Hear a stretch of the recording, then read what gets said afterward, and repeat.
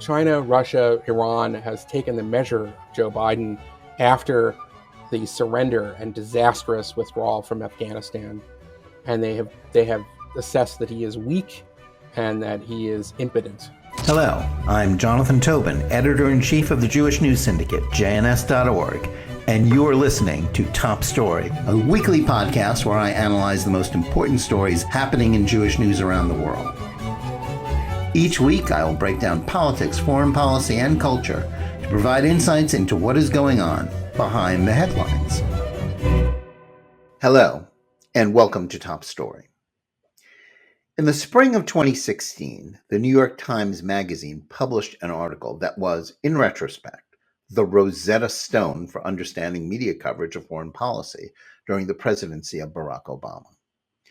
In a profile of then-Deputy National Security Advisor Ben Rhodes, the piece let the failed novelist turned speechwriter turned faux foreign policy expert explain how the Obama administration helped sell a skeptical public and Congress on its signature foreign policy accomplishment, the 2015 Iran nuclear deal. While the portrayal of Rhodes' trademark arrogance was the main takeaway from the feature, it also illuminated the process by which the White House marketed an indefensible policy. Rhodes boasted that the national press was so ignorant of the topic and so eager to parrot administration talking points that he had little trouble manipulating accounts of the negotiations with Iran and portrayals of what even its supporters had to admit was a flawed agreement. Casting aside any pretense that went on could be confused for actual journalism, what he described went beyond the usual process by which officials try to spin the news to the press. Instead of merely persuading writers to mimic pro-deal arguments, Rhodes did something that was referred to in the article as more akin to ventriloquism. What another Obama White House colleague called their press compadres were the puppets in a shadow play that largely controlled how the accord was portrayed in mainstream outlets. The result was the creation of what he called a media echo chamber, in which President Obama's narrative about the pact being the best possible option for the West, and that the only alternative to what an honest media would have labeled appeasement was a war that no one wanted. Given all that has happened since then, the events of 2015 may seem like ancient history.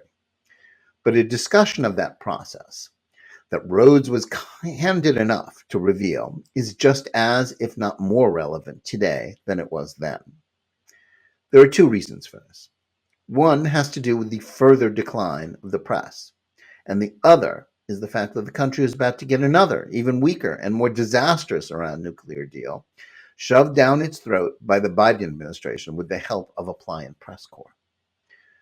Media bias was always a controversial subject, since most journalists, and especially those in leading corporate outlets, clung to the claim that they were largely objective, even long after that ceased to be the truth. But the presidency of Donald Trump caused many, if not most of them, to cast aside any pretense of fairness and indeed become open partisans. The willingness of mainstream publications and broadcasters to spend years reporting as truthful what were ultimately revealed to be inaccurate, if not entirely bogus claims that the former president colluded with Russia to win the 2016 election was bad enough. But in 2020, the same outlets, abetted by even more powerful big tech firms in control of social media platforms, refused to report on legitimate stories about corruption involving President Joe Biden's son Hunter, lest any discussion of the charges undermine the effort to defeat Trump. That has now been compounded by the same publications and broadcasters refusing to report about the court filings from Special Prosecutor John Durham. His investigation points to charges about the Hillary Clinton campaign spying on the Trump campaign in 2016, and then the White House after he took office.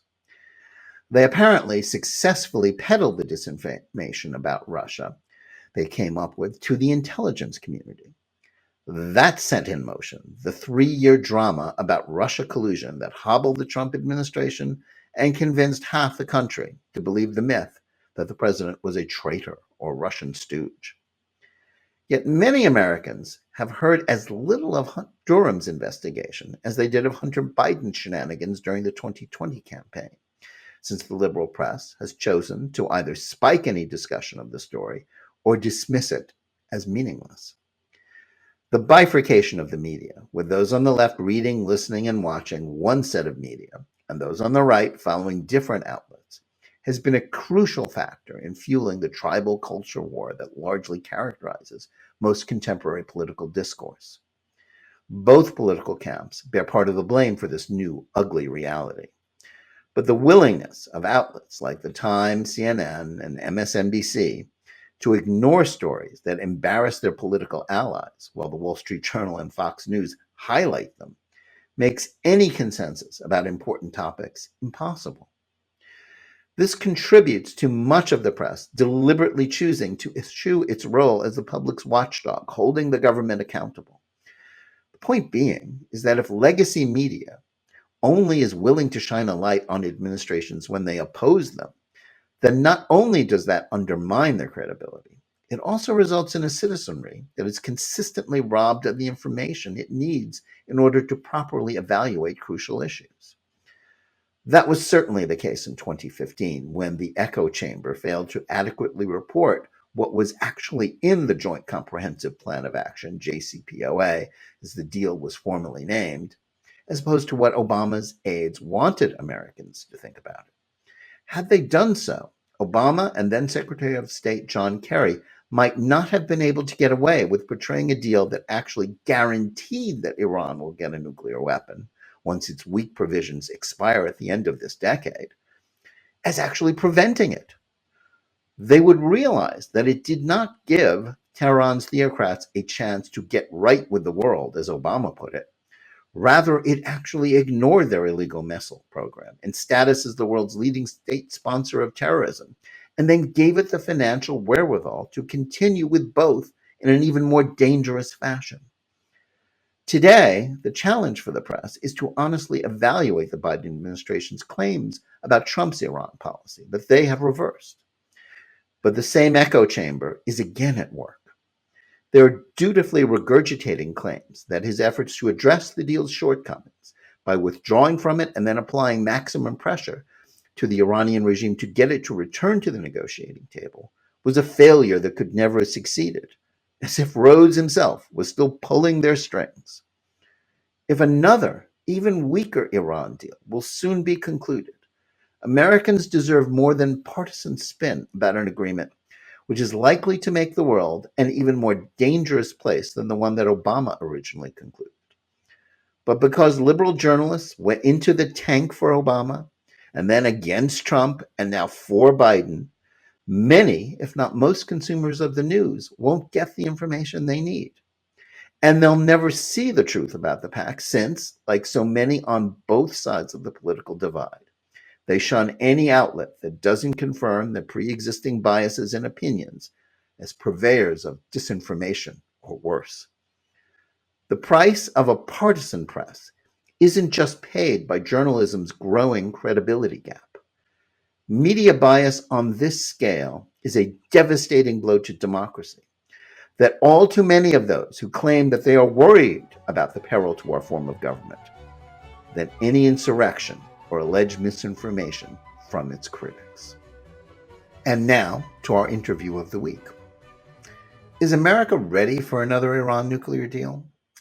With so much of the focus on the conflict between Ukraine and Russia abroad and on the economy and a coronavirus pandemic emergency that never seems to end, the bandwidth for any sort of discussion about Iran policy, let alone an in-depth discussion of the Biden administration's efforts to entice Tehran into rejoining the 2015 nuclear pact, is limited. But to the extent that anyone will be paying attention to what the band of Obama administration alumni are agreeing to in order to claim that they are averting the threat of an Iranian weapon, what will they actually be told about this topic by the mainstream media?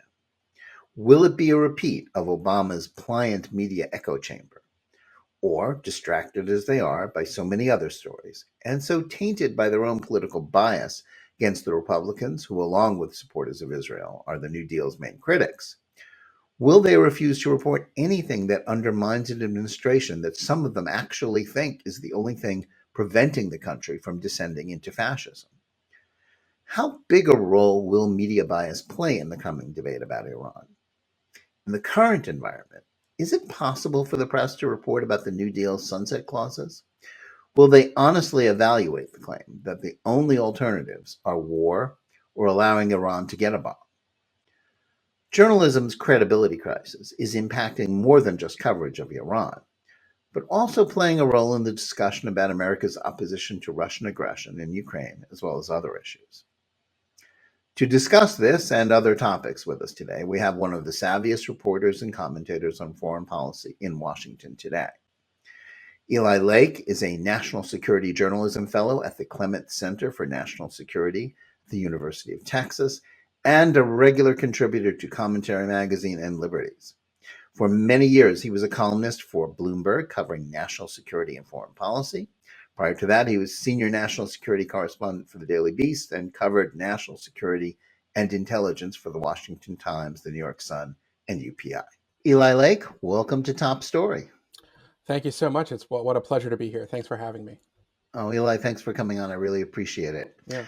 I want to start with the current crisis between Ukraine and Russia. One of the perplexing things about the discussion of this issue is the way so many Americans, as well as pundits on the left and clearly on the right, seem willing to accept Russian spin about Putin's intentions simply because they are opposed to any intervention on the issue, no matter how ineffectual the Biden administration's efforts might be. We know there's always been an isolationist trend in American politics, but just how did it get to be so loud and so influential? Well, I think that there are a couple factors. There has been an anti-interventionist streak in American politics that's been reawakened since the Iraq War. And that's partly because the Iraq War did not go as planned, even though I think some of the criticisms were hyperbolic and still do. But I think another factor that's playing in this, especially with the right, is that we had under Donald Trump 4 relentless years of, a kind of conspiracy theory that Donald Trump had conspired with Russia to win the 2016 election. This was a way that many Democratic politicians and liberal pundits tried to delegitimize his presidency. And there has never been a kind of reckoning that the sort of breathless reporting in 2017 about Trump's ties to Russia and what it meant in terms of the hacking of Hillary's emails has been investigated and discredited. So there is, I think, a kind of reaction that when you hear about the very real threats and predations of Russia, that there's a certain kind of conservative or right winger in America that just says, "Oh, here we go again," and it's unfortunate because this is real, and what Vladimir Putin is doing is dangerous and despicable. And I think that's what you're saying is really interesting. Yeah, because this is as much about the media's credibility crisis as it is about a lack of understanding of foreign policy or what Putin's really up to, isn't it? Well, I think you're right. I mean, the strategy of the Biden administration has been in the last month or so to rapidly share intelligence with the media about Russian plans for false flag attacks, to create a pretext for invasion, and up to and including the recent intelligence that we've been hearing, over the weekend from President Biden, that the decision has been made to invade Ukraine and go for the capital, Kiev.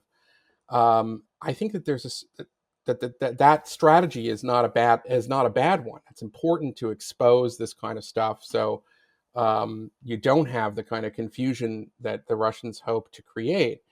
But it's a difficult sell for, I think, many Americans after we were assured that Donald Trump himself was some sort of Russian asset. And it's not just, I mean, to be as charitable as possible, there were things that Donald Trump said, especially in the 2016 election, and even as president. We all remember his meeting with Vladimir Putin in Helsinki, that would lead one to think that maybe there was something there.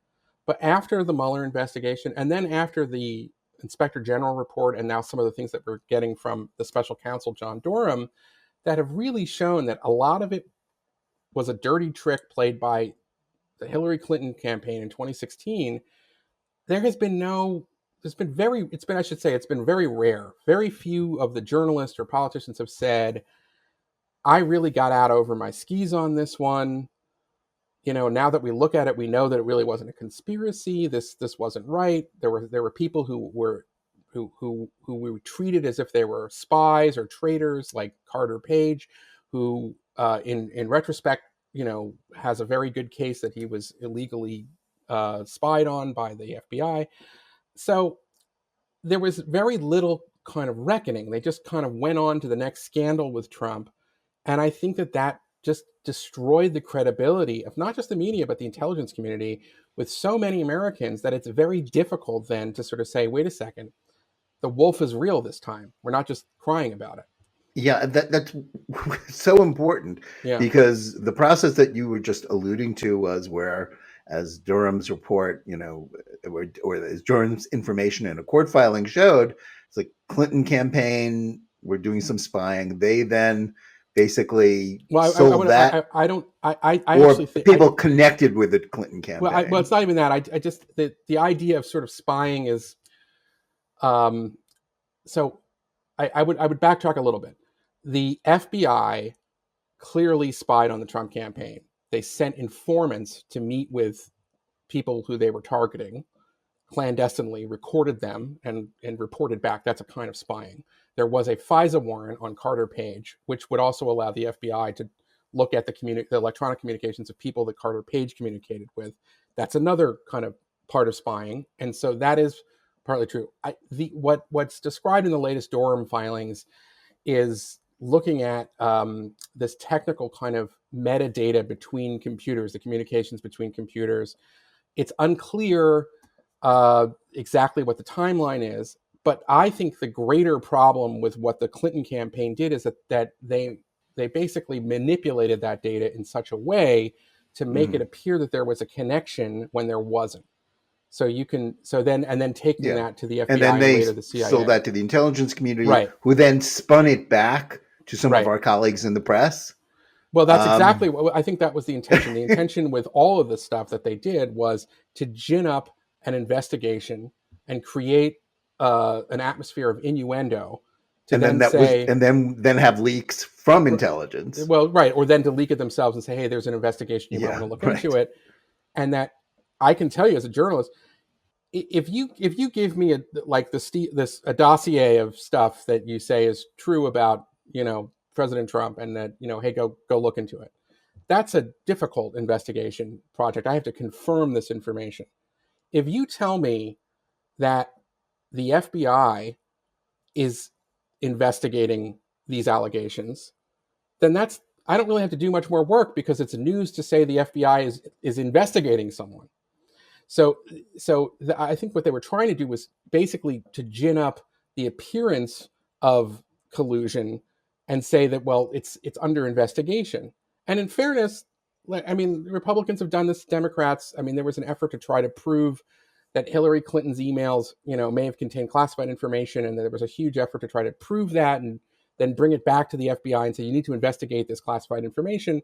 And it's the same kind of thing. It's a particularly dirty pool. The problem is that the right wing, the Republicans, really don't have, I'd say that the bureaucracies are so stacked in the favor of the left at this point that it's far easier. So as the media leans more to the left at this point, that it's much easier to do that when you're a Democrat trying to sort of gin up innuendo about a Republican than vice versa. Yeah, and I think what you said about, to get back to where we started, because we're talking about Ukraine and how this is affecting people's willingness to believe what is probably true about is going on in Ukraine, is that the media is still playing the same double game. Many of our colleagues are. I cannot get over Charlie Savage of the New York Times. The one article that the Times did about the Durham filing was where Charlie Savage is writing, well, it's really kind of too complicated to expect readers to figure out. I'm sure you saw that. It's like, what's going on here? Well, I mean, he has a line to, I think, Sussman's lawyers, and they go to him when there's these filings. Sussman is the lawyer who has been Hmm. indicted Right. for The a Clinton, line who was working for in the working Clinton for the Clinton campaign, campaign and misleading the and FBI the law about firm that was doing work for the Clinton campaign. right, and, and Yeah. and presented this white paper that initially showed these computer links between a Russian bank called Alpha Bank and the Trump Tower servers. Um, I mean, I've known Charlie for a very long time, and the one thing I will say is this: is that um, if Durham is alleging in these indictments far worse behavior than simply misleading the FBI, but if that's your complaint, that well, if he thinks that this tech executive defrauded the government, then he should charge him with defrauding the government. And so far, this person, the tech executive, at least not the lawyer, this guy Rodney Jaffe, hasn't been charged with anything. But if that's your complaint, then explain to me why you didn't have a critique of the Mueller investigation, which charged lots of people with misleading the FBI, but never charged a conspiracy, and had indictments that were, very embarrassing for Trump campaign officials and Trump himself and other people who work for Trump, but didn't ever charge anybody with, anything that with the substance of conspiracy. And so it's, like this is a taste of your own medicine. And I don't remember Charlie Savage or anybody from the New York Times writing a piece about one of these Mueller indictments saying, well, this looks pretty bad, but there are no charges for any of this stuff. So what's going on here, and does it appropriate for a prosecutor to kind of air this dirty laundry? And my view is, well, they did it. The Trump campaign was under a microscope. If you read the Mueller report, there are pages upon pages of things that have nothing to do with any kind of conspiracy between Trump and the Russians, but it was included anyway because it was politically damaging, and most of the people working for Robert Mueller were partisan Democrats. It's just a fact, Yeah. and it was it was a political operation. So that's where we Yeah, are. well, that just goes back to the point about when this is perceived as just politics by other means. Yeah, The credibility of our profession goes in the tank too. yeah, but Uh, Jonathan, mhm. but to loop it back to your point about the here and now on Ukraine and Russia, this game that was played in the Trump years of using, this kind of the innuendo of saying someone is under investigation to delegitimize the Trump presidency and to sort of paint people as disloyal Americans and things like that, uh, it ends up having a boomerang effect because you need to have the credibility of the intelligence community. You need to have the credibility of the FBI and people who are, we need them to have the public to trust them because it's true. Russia is a menace. It is a geopolitical cancer. Russia does all kinds of things that undermine, for lack of a better word, the free world. And it's very important that you have the Western democracies united in calling and seeing the Russians for what they are and what they're doing. And they're one of the reasons we are not united right now is because uh, the response to Trump was basically to sort of tie him to Russia when there wasn't anything really to tie him to. Right, and it just totally there's we could go on endlessly Yeah, about this, but there's so many implications, so many consequences of that of how foreign policy was conducted in the last 4 years. In part because that administration was worried about being accused. Of in some ways Trump was tougher on Russia than certainly Obama was. I would say this: Trump's policies were tougher than both Yeah, Obama and Biden, for that matter. Trump's But Trump's talk was not. well, That's Trump's true. talk was really dangerous and reckless, and Hmm. it matters when you're the president of the United States. When you're the leader of the free world and you question the validity of NATO, that's difficult to swallow. That does have an effect. On the other hand, you can go through the list that there were things that Trump did that I think uh, created a kind of natural deterrence with our enemies, whether it was recognizing Juan Guaido in Venezuela, which was a major blow to the Russians, or getting out of the Iran deal, ultimately killing Qasem Soleimani, the leader of their Quds force and one of the sort of their terrorist general, and things like that. I think kind of made adversaries think twice about pushing America because Trump was capable of doing something like that, even though he was also capable of doing, incredibly destructive things at times, in my view. And he was unpredictable. Whereas I think that that China, Russia, Iran has taken the measure of Joe Biden after the surrender and disastrous withdrawal from Afghanistan, and they have assessed that he is weak and that he is impotent, and that is a really dangerous position Yeah, for the whole you've world to jumped be to in. my next question where I was going to go with No, this, which is, what do we attribute Putin's decision to escalate the conflict now after letting it fester for several years after he grabbed the Crimea from Ukraine in 2014? So the question is, was the disaster in Afghanistan and the growing perception of American weakness, or is there some well, there other are other internal factors. factor, So that we I think don't there's other understand? factors. Mhm. One factor that I think cannot be underestimated is that uh, I think Vladimir Putin thought that because he had nearly finished a second pipeline between Russia and Europe called Nord Stream 2, Mhm. that he was in a position, and that this is very important. The Biden administration announced it would no longer enforce sanctions on the construction of that pipeline in the summer, last summer, Yeah, right. That's a very important point. Yeah. reversing a decision that was made in the last year of the Trump administration to sanction the construction of the Nord Stream 2 pipeline, thus at least delaying its completion. Um, I think I was one of the few columnists at the time to write about that because I thought it was extraordinary and awful. But there are other examples too where there was a terrible hack of, remember the Colonial Pipeline hack that for a period caused kind of gas lines and stuff. Well, the response from the Biden administration was not, okay, we're going to sanction you or we're going to do these other things. It was a summit with Putin where they said, if you do it again, then you'll reap the whirlwind. But that is a reset. That's saying we're going to ignore what you just did and Mhm. warn you not to do it again. So there was, in my view, a Which, very as far as Putin was concerned, was meaningless. well. I think yes, and I think it. I think but I think that Putin may have thought, I have this energy leverage over Europe, so I can divide Europe. He also has a kind of, he floods a lot of dirty money to a lot of European countries and supports extremist parties. So I think he believed that he could probably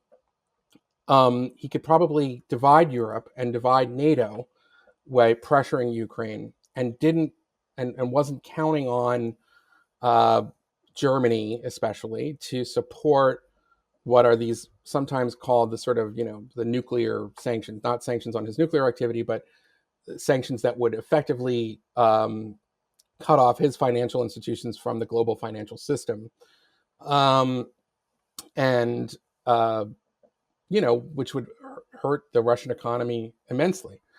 So I think he thought that, certainly Biden wanted to do that, but he could count on other European countries to not support those measures when, there's something called SWIFT, which is a consortium of banks that does this, and that Mhm. he thought he could sort of maybe manipulate those institutions and that he would be able to not quite be sanctioned at that level. We'll see if that he's right. So far, it looks like he may have miscalculated, but I think he thought he could play this sort of energy blackmail card Mhm. and not sanctioning Nord Stream 2, giving a green light to complete it. I think he saw that plus Afghanistan, as you said, as sort of, he took the measure of the Biden administration and said, I can get away with it now. And now, why didn't he do it under Trump? I think he didn't do it under Trump because Trump was unpredictable, and that Trump could turn on a dime. Trump went from off, what threat? When you remember, he threatened fire and fury to Kim Jong Un, and then, oh my God, it was the most wonderful letter I've ever seen, and he starts having symmetry with the dictator of North Korea. So Trump was mercurial, unpredictable. He could turn on a dime, and I think that was something that Putin didn't want to risk. That is not quite the same as saying, well, Trump was a brilliant strategist and he was so great on Russia. No, what I'm saying is that I think that there was enough deterrence in Trump's personality. And with Biden, I think that just Putin thinks, well, he's not going to be able to do it. I hope he's wrong. I am hoping for the president to succeed because it would be a huge shift in the whole kind of architecture of global security if Putin succeeds in basically swallowing Ukraine whole. Sure. But I'm not Well, holding my is there breath. anything at this late stage that the United States and its European allies can actually do? I mean, you mentioned certainly, cutting them off from the global economy, from American banks. That certainly is an option. But the question is, you know, would Germany actually go along with that? I mean, Well, because the Germans have indicated, it's hard to say, but they have in the last few weeks indicated that they would be. because some of their initial reaction probably was quite comforting to Putin, uh, right? Very comforting to Putin. Yeah. Um, so there are some signs that we just had something called the Munich Security Conference, where the Western allies were together in threatening severe economic consequences. Um, the U.S. and the United Kingdom and other countries are arming the Ukrainians, which is very important.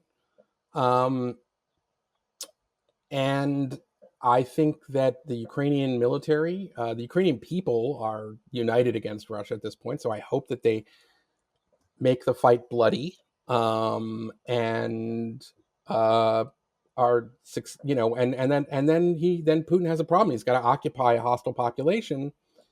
That's very hard to do in 2022. Um, and he may have, in some ways, he might get a short-term victory, but a long-term, his economy will suffer. He will have this kind of political problem. I don't think the Ukrainians are going to want to just sort of go away at this point. There's too much bad blood at this point, and Putin has created all of that. But very early on in this crisis, as you remember, Jonathan, Joe Biden said, we are not sending troops. And we can certainly understand why Americans at this point would not support a shooting war with Americans in, defending Ukraine. You can certainly see that that's not a popular position. But I wonder if the judgment of history will look differently. That had he threatened that, had he said, okay, if you do this, you're going to be picking a fight with the United States, maybe that would have made the difference, because I think that there's going to be a lot of second and third order effects of this invasion at this point. Yeah, I think sort of broadening our lens for just a moment to understand it. I think the political, the question about this is not just about what is going to happen with Ukraine. It's that, is there a political environment in this country where you could muster any kind of broad support for an assertive American foreign policy about anything? In the wake of Iraq, and the fact that, sort of there was a certain degree of continuity in terms of, attitudes about, sort of projections of American power between Obama and Trump and now Biden. Sure. That's kind of neo-isolationist strain, which as always, exists on the left and on the right, certainly is there. And I think that has implications for what we're going to do, how we're going to deal with China as well. Well, all I can say is that we as a country have been here before, because, as students of history, I mean, we've studied World War I. It was a horrendous and pointless war that, not just America, but Europe, after World War I mean, there was a generation of soldiers that came back maimed, and, amputees. It was something that really did create, to, even though I disagree with it, obviously, a kind of justifiable isolationism. One could understand after World War I why most Americans would never want another to participate in another war in Europe again. And overnight, I mean, we forget this. There's something called the America First Committee. A different America First, a very different America First, for sure. Charles Lindbergh, and sort of and anti-Semitism. Well, what did Lindbergh? Lindbergh volunteered for the army right after Pearl Harbor. So it takes one attack on America and the country turns on a dime. America wasn't really interested in any kind of serious military, in the 1990s was sometimes referred to as a vacation from history. After 9/11, we saw a surge of Americans signing up for the military, and the country clearly turned again. So my point is that these always are situations that are very fluid. And at a certain point, China, Russia possibly Iran, will miscalculate. And when they do, they will in turn reap the whirlwind, because America doesn't. It's not to say that America, the nature of this country is that we're always going to be isolationists, or that we're always going to be turned inward. We go through these kinds of cycles, and when we're attacked, things change. And I hope we are not attacked, but I just Mhm. sort of think that we're kind of stumbling into that situation again. Yeah, well, that certainly is a pattern of history. Obviously, Mm-hmm. Americans respond with great anger Yep. and great desire for vengeance anytime we're attacked, justifiably so, and then lose interest if the wars aren't over quickly Right. and successfully. And we can't always have quick, successful wars, even when there's strategic interests and even if the costs aren't too high. But as we've learned. Turning to another consequence of American weakness, which you've alluded to, um, how is this impacting this perception of weakness? How does it all fit in with the current negotiations going on in Vienna over a new Iran nuclear deal? And what seems like it's baked into the cake that we're going to get a sort of new version of the 2015 deal minus in Well, some, that's certainly rather true. than as everyone really on both sides, even Biden and Secretary of State Blinken, when they came into office, agreed, yes, Trump was right, we have to renegotiate the Iran nuclear deal, we can do it in a smart way, he did it in a dumb way. That's not what we're getting out of Vienna, is it? No. We should all be concerned. The lead guy on the U.S. negotiation is someone named Robert Malley.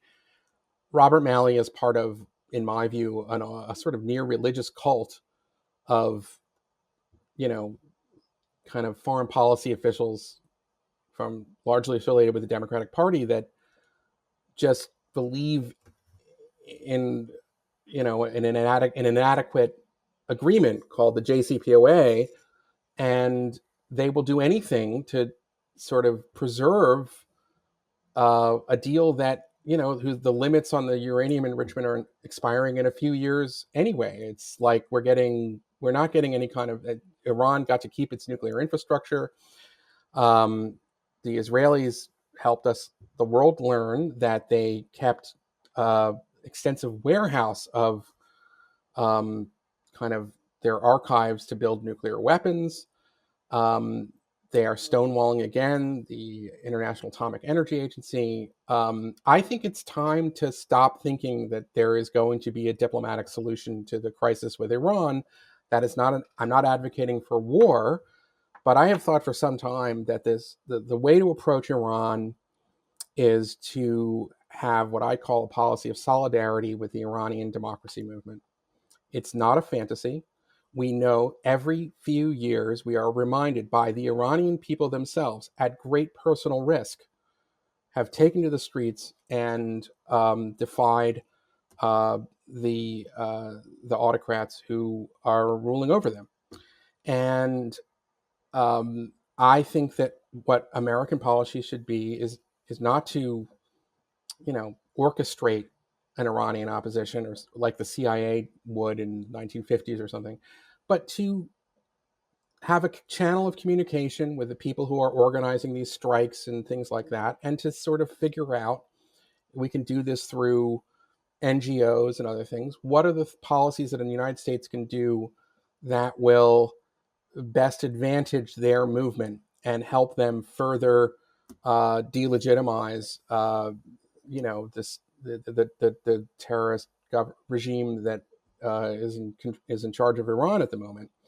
And that is, I think, the proper approach, with another parallel track, which is sabotage through the brilliant, uh, Israeli intelligence service, the Mossad, and the CIA.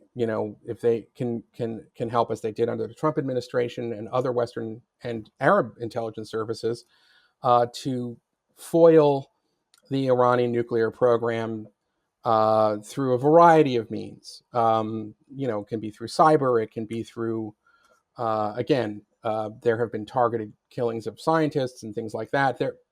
just things that sort of set it back and buy a little bit more time, but with the end goal of supporting Iran's democracy movement, so we can have a kind of democratic revolution in Iran, and then cut a deal with the people who are liberating themselves from the Ayatollahs, not the Ayatollahs who have no interest in a deal that would ever be sustainable or anything like that. Well, that makes perfect sense to me, especially considering that nuclear threat aside, Iran is still bent on regional hegemony. It's still the leading state sponsor of terror. Um, but that isn't something that anybody in the Biden foreign policy team seems to be even remotely interested in. They seem still stuck, and you mentioned Robert Malley, but the rest of the crew, he's not the only one. They seem bent on, it's almost like a realignment in which Iran is no longer seen as the enemy, but as a party with which America can do business, and it seems like an almost downgrading of Israel and the Arab states that are American allies. So, I mean, I agree, but I mean, it's going to take a different administration in Yeah, but Washington there's so for that many policy assumptions in the Mali worldview that are just fallacious. I mean, let's start with the idea that um, you lift sanctions and then there'll be international investment in Iran, and let's just that as an assumption. If I'm a major bank, if I'm a major corporation, why would I want to expand into the Iranian market when there is a very real risk that my own people, if I am using Iranian dual nationals, can be picked up and detained on trumped up charges of espionage for seemingly no reason, which happened right, after this great JCPOA. Um, you know, so that's the first thing. The second thing is that, even if you lifted all the sanctions, there's still going to be major economies from Israel to Saudi Arabia to the United Arab Emirates that are probably still going to say, I don't want you to do business with the Iranians. They're at war with us. Not to mention the fact that there's going to be lots of legal liabilities because the Iranians are the world's leading sponsor of terrorism. And so there's going to be there's all kinds of groups that are demanding restitution for acts of terrorism that the Iranians are responsible for from the last 40 years that are going to be trying to get that money. So there's all kinds of reasons that it's just like you can't fix it because you have a flimsy kind of diplomatic agreement that will never pass the U.S. Congress as a treaty. That so I just don't understand the thinking here, other than that you're getting some promises that they will agree, to adhere to some limits on their nuclear enrichment until those limits then expire, and then at the time of the Iranians choosing, they can then go ahead and build a nuclear weapon. There's a reason why the Yeah. Israelis don't like it. There's a reason why the Arabs don't like it. It's because that's not a good deal at all. Yeah, it's a terrible deal. Yeah. Yet we seem, as I said, it seems baked into the cake that this is what's going to happen. So the question is, I mean, we alluded to it earlier. Will will our colleagues in the mainstream, the corporate press, however you want to refer to them, have a sort of more honest discussion? Will we have a more honest debate about the Iran nuclear deal this time around, or is it going to be more like the way we're not discussing, the Durham investigation, or the way way we didn't discuss anything about Hunter Biden because it didn't fit into a political, a complete, convenient political context for those outlets? Well, I think it depends on what you're talking about. I mean, I would say somebody like David Sanger has been pretty hard nosed about this stuff, and even during the 2015 uh, debate, I mean, he was at times very critical. And we did see that op-ed from Henry Kissinger and George Shultz, if you remember, criticizing the deal. But unfortunately, I think that there is a kind of network in Washington of people who are part of the cult of JCPOA. It is like a religion for them, and they will never say anything bad about it, and they will try to sort of say what. But increasingly, Jonathan, you know, I think that was a much bigger problem 7 years ago than it is today. Uh, they don't have much credibility outside of that echo chamber, in my view. Um, and I think that there are going to be a lot of people who are going to be looking at it and thinking, where does this get us? The Israelis are certainly going to be very loud. They have a platform as well. Um, Naftali Bennett, the prime minister, has said he doesn't want to return to the JCPOA. It's not good enough. So at this point, they will do what they do, the echo chamber. But I think they're increasingly kind of speaking to a smaller and smaller group. I mean, there's one. It's a small story, but it's one that I thought was very revealing. One of the negotiators on the Mali team, a guy named Richard Nephew, worked for the Obama administration, sanctions expert. He has resigned, what appears to be resigning in protest, because he believes that Mali is going to give away too much and it's not going to be a good deal. I'm not holding my breath for echo chamber journalists to fully explore what all of that would, the implications of that, but I do think it speaks for itself. And Well, that's a story that somebody needs to do. yeah, Absolutely. Especially if he's willing to speak candidly about what's going he on. hasn't quite spoken candidly yet, but he's left enough Yes, I breadcrumbs know. to sort of indicate that he's not happy with the directions of where things are going. And I think that it's pretty clear. And I'd say this is that there was another thing that happened while during the JCPOA, and we're still dealing with it. There were a number of State Department, just standard State Department kind of foreign service types, that were horrified by the lack of any kind of response to the killing of Bashar al-Assad. That was all enabled by the Iranians. Um, it's not quite. I guess I'm saying it's not quite the same as under Obama. Is a very charismatic president. He was very popular, particularly with the Democratic Party. Biden is a weak president. Biden is somebody who I don't think anybody really has much passion for. It's going to be much harder to sell all of this. I mean, Rob Malley's going to have a hard time selling this stuff. The Biden administration will have a hard time selling it. And Blinken, the Secretary of State, is on record in his confirmation hearings talking about how inadequate the old JCPOA is, let alone a weaker one. So they've got a long kind of, they got a tough. Listen, Biden's the president. He makes the foreign policy. They can do this agreement. I think it's a terrible mistake. But as long as the Israelis continue to sabotage, and I hope as long as the Iranian democracy movement continues to come up with, to hone their tactics and to respond to the repression from the regime,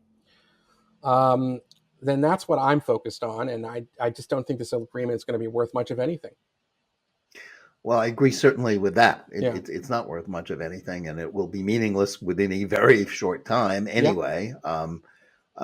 So we're there now. Of course, I think the argument that they will be using, which they're already using, is that, well, Trump screwed things up, and therefore that means we have to clean up his mess. I think personally, I think that's a mischaracterization. Whatever mistakes were made, Trump was at least trying to address the failure of the 2015 deal.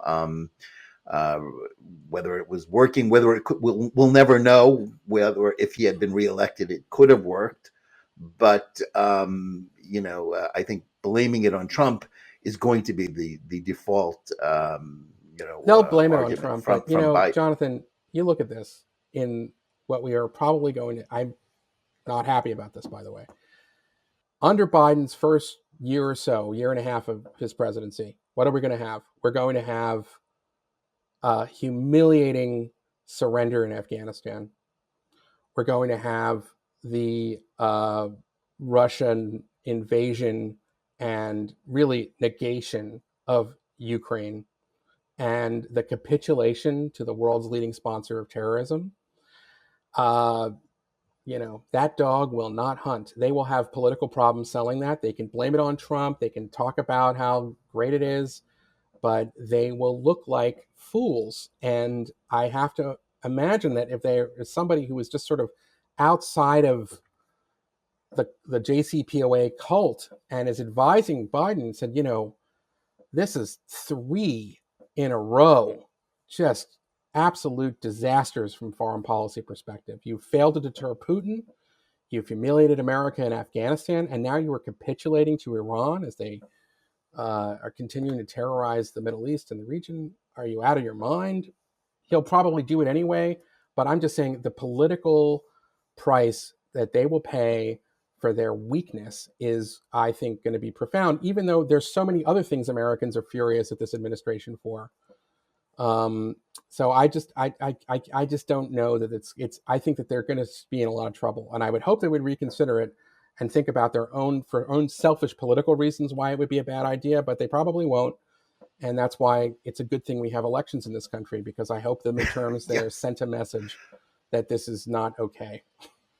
Yeah, well, I think you're right on both of those points. I doubt that they're, going to reconsider, because it's, for so many in the Biden foreign policy team, it is, it's a religion, as you say, it's a cult. Now, speaking of the cult of sort of conventional wisdom in the foreign policy establishment, Trump had contempt for them and experts of all sorts. Sometimes that was justified, sometimes not, but that led to what the pro-Israel community certainly thought were good policies on Jerusalem, more accountability for the Palestinians, and ultimately a successful push for normalization between Israel and the Arab states via the Abraham Accords. Do you think that evaluation of the conventional wisdom about the conflict between Israel and the Palestinians still holds up? And to what extent do you see the Obama alumni in the Biden administration still seeking to reverse some of it? Or are they simply too distracted elsewhere and wise to Palestinian rejectionism to do anything on that front? Well, I mean, I think that they're probably hardened ideologues of the two-state solution who believe that normalization with some of the Arab states of the Abraham Accords lessens pressure on Israel to, to pull back from settlements and to pursue what they consider a two-state solution. There's always been a blind spot among this camp, which is that it's never really been reflective or critical of the Palestinian leadership, and them as seeing their moves in part as an obstacle to peace. But I think that there is a kernel of truth, which is that it is in Israel's interest to come up with some kind of arrangement or solution to the Palestinian problem, and that ultimately, if they can get better leadership among the Palestinians that had real legitimacy, and that they could come up with some sort of security arrangement where the Israelis felt that their security needs were met and Palestinians had the kind of autonomy that they would need, that would be far better than the status quo right now. And I think that is in Israel's long-term interest, but it is for the Israelis and the Palestinians to negotiate that. And I just don't know at this point that the United States is in a position where they can do much about it. I think it's an interesting concept that Jared Kushner had, which is that there will be a kind of promise of lots and lots of money if you make a peace deal. Something like that was tried in the 1990s and it didn't really work. But I mean, there are always kind of creative things, but it's not, it can't, this is no longer the kind of problem that we thought, 30 years ago, that so much hinged on, an Israeli-Palestinian peace, that would unlock so many other things. If you remember that this would make, counterterrorism easier, and this would make, pressuring Iran easier. Well, the Saudis, the Emiratis, the Egyptians, they don't need Israel to make peace to know that they're against Iran. They don't need Israel to make peace to know that they don't like, extreme Salafi terrorism. So at this point, and they're sick of being held hostage by the Palestinians. Yeah, exactly. And they don't need, anyway. These are not. It's not. But if you are Zionists like we are, and you care about Israel, then yes, it would be good at some point for the Israelis to sort of solve this problem, but they have to do it with the right partner. And so back to your question about the Biden administration. I think they can try, but I also think that the U.S.-Israel relationship is very different right now. Israel is a dynamic economy. I don't think it really needs the defense subsidy, which is a sort of form of leverage. What it needs is the United States to kind of be its protector at the United Nations and diplomatically from efforts to delegitimize it, which unfortunately is still a thing. But in it's fact, not, an even worse thing as it's right. as it's coming up right now. But Right. yes, But the Abraham Accords happened because it was in the interest of the states that normalized with Israel and Israel. It was in the Israel has so much to offer these countries that want to have a normal relationship with it that it's worth it in the end. And they have a common enemy in Iran. And those facts cannot change because of you know the various kind of interests and right. Exactly. Yeah, that's exactly right. So again, I would hope that the Israelis can and the Palestinians can reach some sort of accord and agreement, but it's not. It doesn't have the same urgency as it did in the 1990s. It's never going to command the president's attention the way that Clinton spent, hours of his day on this problem. We're never going to really have that again. So I just kind of think that the U.S. should understand that it supports Israel. It hopes it does more. It will help if asked, but it shouldn't become this thing where what we saw with Obama, which was like, friends don't let friends drive drunk, and we're gonna be tough because we know this is like as if the United States knows better than Israel what's in its interests. It's a bit insulting, I think. yeah, I think we're moving beyond that, and I don't think there's that much Yeah. bandwidth, despite what some of our friends on the Jewish left think. There's just not that much bandwidth. Certainly not in Israel, and even now, even in the United States, I think that's quite true. Eli Lake, I want to thank you so much for your time and Oh, insights and thank you. perspective for coming on. We also want to thank our audience. Whether you're listening to us on Spotify or any of the other podcast platforms or watching us on the JNS YouTube channel or on JBS TV, please like and or subscribe to Top Story and give us good reviews.